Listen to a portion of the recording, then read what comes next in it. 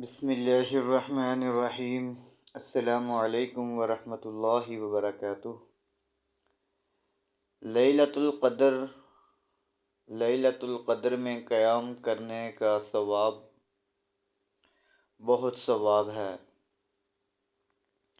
لیلۃ القدر میں ایمان اور احتساب کے ساتھ قیام کرنے سے پچھلے گناہ معاف ہو جاتے ہیں۔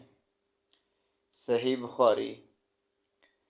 لیلۃ القدر کو رمضان کی طاق راتوں میں تلاش کریں، یعنی رمضان کی 21ویں رات لیلۃ القدر کی رات تلاش کریں، 23ویں رات، 25ویں رات، 27ویں رات اور 29ویں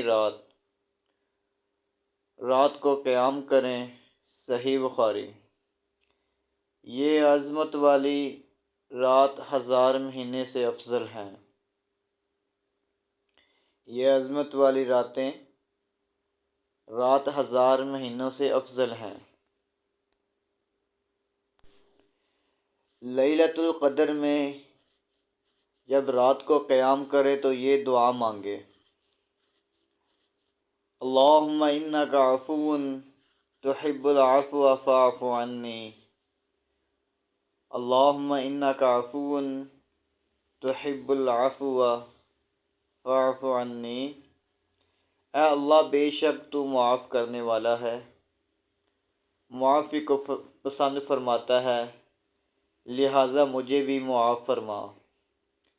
یہ ایک اور حدیث ہے، توجہ فرمائیں۔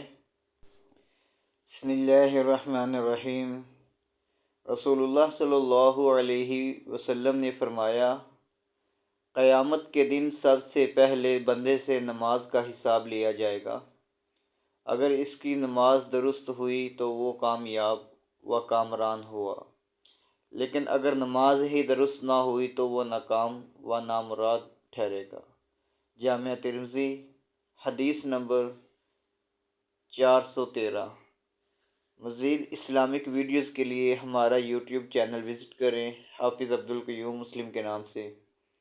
جزاک اللہ خیرہ۔ السلام علیکم ورحمۃ اللہ وبرکاتہ۔